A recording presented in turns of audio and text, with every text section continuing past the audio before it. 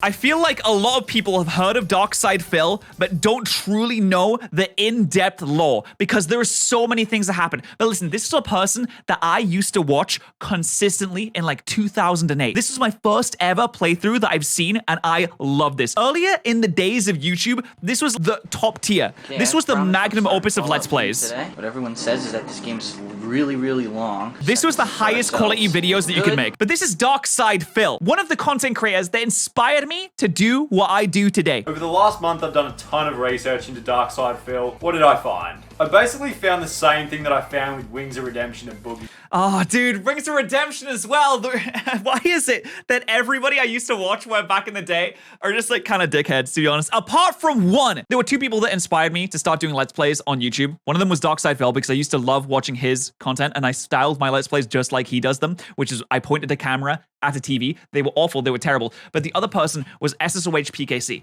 which I used to watch his videos consistently. He would just sit there and be sarcastic and funny, and I found it hilarious. I absolutely loved his videos. I just click on them now, and it's sending me down memory lane. Oh, okay. I mean, there's proof and a comment from me 11 years ago. I came onto this channel and I would watch these videos and I was like, I can do that too. And that's exactly why I did these. That's exactly why I started YouTube. I wouldn't be here if it wasn't for these two people. Okay, there's another comment from 10 years ago. So let's just watch the video. Put in the effort to take blame for your own actions as much as you possibly can. Now, no, it's crazy. It was someone else's fault. In our life where it is objectively the fault of someone else. But 95% of the time, there's something that we could have changed that would have changed the outcome of the whole situation. This is exactly what Phil would do in every single video, is no matter which game he was playing, if he died, it was the game's fault. Every single time. It's crazy. It would like you could play a soundboard and it would be the same thing over and over again. You'd be like, bullshit game, dude. You'd be like, I can't believe this game, the controller or the games or the mechanics or there's like a bug or something. It would always be the game's fault. Every single time. Let's have a look at some of Darkside Phil's examples and we'll rearrange it so it's Darkside Phil's fault. Wait, we're gonna see some examples? 2018 has kind of been the opposite. It's been like a very meager, measly, slim pickings when it comes to games. I mean, really. Oh, he's complaining. He's saying that his streams aren't entertaining because there's no new games and nothing to do. I am a Pokemon streamer. I know about no new games. I would say if you're a good streamer, if you're a good content creator, then you can make entertainment out of pretty much anything. You could do completely different things. You could go above and beyond. It's easy to blame the lack of games for your own ability or inability to be funny or entertaining. People do streams where they sit and just talk to a camera and they're really funny. You log on to a stream from like Germa. Germa makes anything funny. Bored because there's been such a lack of new releases, and I get that. So in this clip, it's DSP saying that he's tried playing new games and his viewers aren't entertained by those games. So therefore, it's his viewers' fault for not being entertained by the game. But let's look at this objectively. Okay, when it comes to games, it could either be the game just isn't very fun to watch, or maybe you're just not very fun to watch when it comes to the game. How does someone like CDN the Third play so many different games? Some of them are really unentertaining, and he still pulls like 5,000 plus viewers on Twitch every time. It's because he himself is entertaining, and it doesn't matter if he's playing Fortnite or whether he's playing some random game that no one's ever heard of. He's still gonna get those viewers. Most variety streamers are variety streamers because they can make any game entertaining. If you can't make every game entertaining, then maybe variety streaming isn't really for you. You either have to be very skilled at every game or you're That's why I'm not a variety streamer, because I can't make any game entertaining. So I stick to my niche because that's what I'm good at.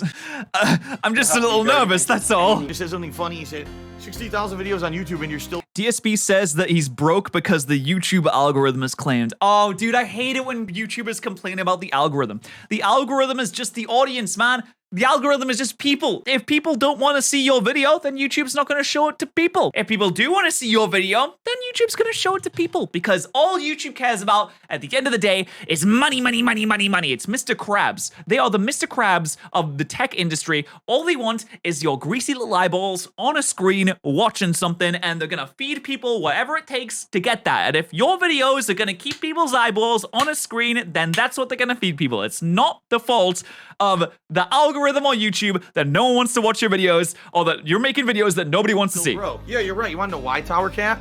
Because YouTube changed their business so many times over the years.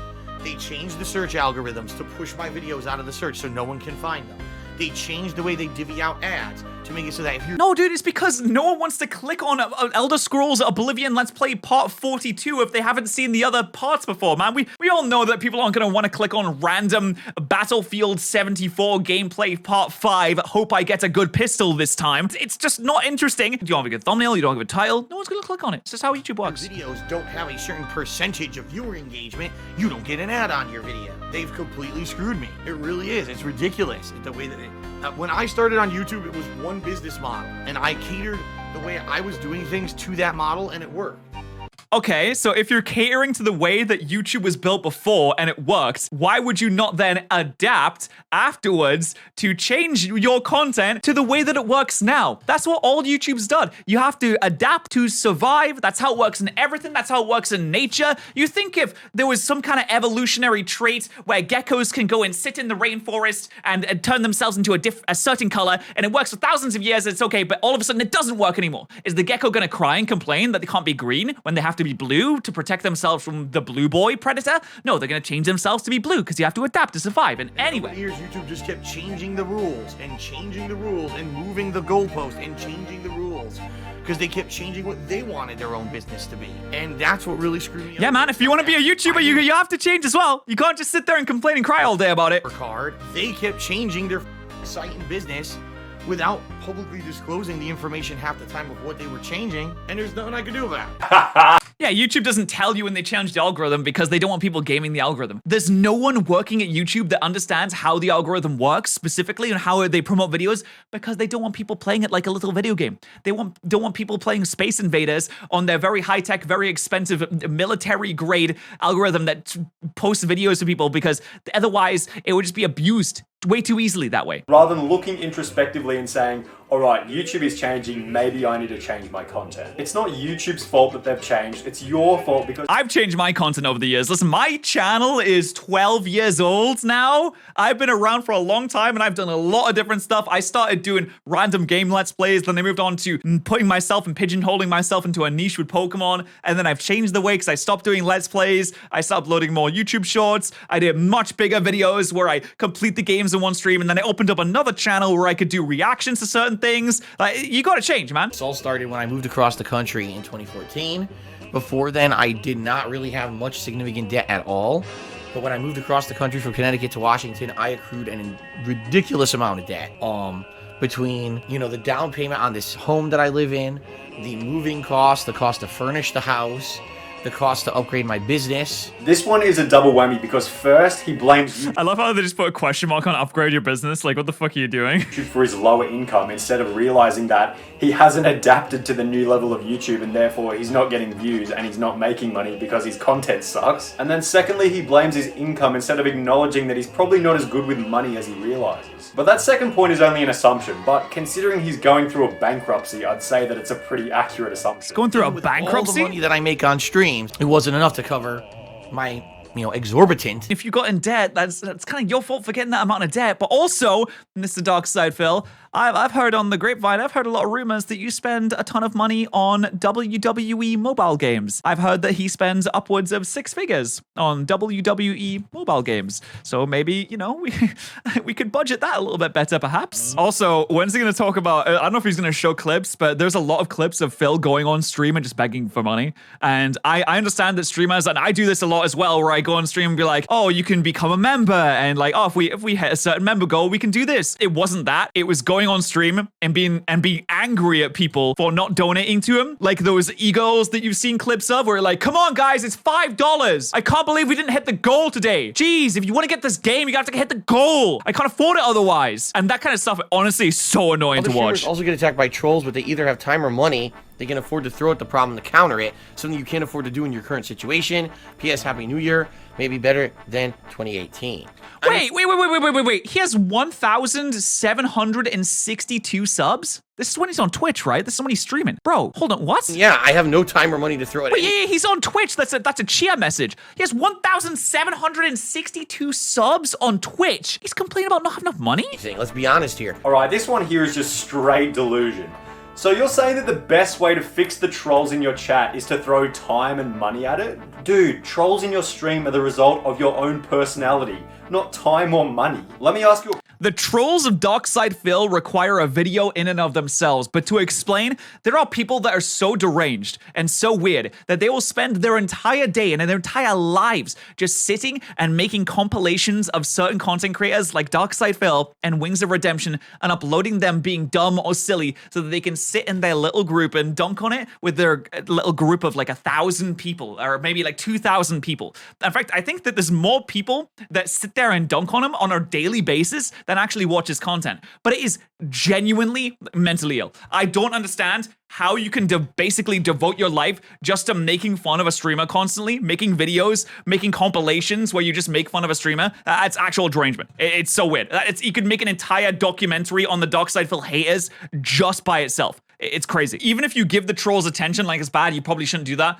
But also the trolls are completely deranged at the same time. And a lot of the people that make fun of this guy just make fun of the fact that he can't play video games very well. But I do think that if he just tried to be more positive and didn't feed into that stuff that he's constantly doing, like, it's always the game's fault, it's the trolls' fault all the time, that they wouldn't have clips to put together in their compilations and they wouldn't have any material to put into their videos. Because there are so many videos. If you just type in DSP compilation and scroll for a bit, look at this. There is an endless supply, an absolutely endless supply of compilations about him just like being bad at video games, making fun of them. It just keeps going forever. It is completely deranged. Look at this. There's entire channels just dedicated to it. Oh, Swaggers wants to know which is harder to take off on, Twitch or YouTube. I would say YouTube. YouTube's almost impossible now because the algorithms and things that they've employed. It's almost impossible to get a video seen on YouTube unless you're absolutely 100% toxic.